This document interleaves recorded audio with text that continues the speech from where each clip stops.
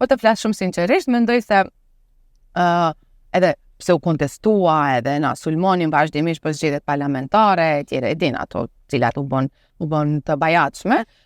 Legitimiteti, po. Posa Rosa, jeni pa legitimitet në qeveri qendrore. Për çfarë arsye thua këtë? Se në zgjedhjet parlamentare ende se keni fitu në zgjedhjet lokale. Edhe një?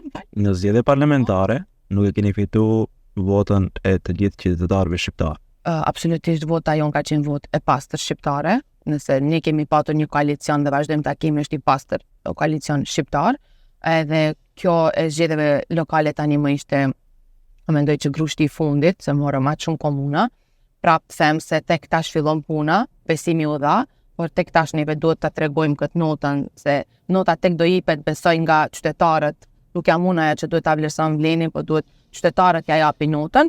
Unë mendoj se për momentin kemi treguar një unitet, e kemi treguar atë bashkimin që ka kërkuar dhe populli të partive politike shqiptare.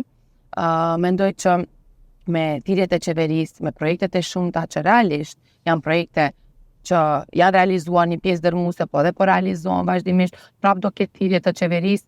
Unë mendoj se është bën një decentralizim i madh që ka qenë edhe një prej premtimeve kryesore në programin e zgjedhjeve parlamentare.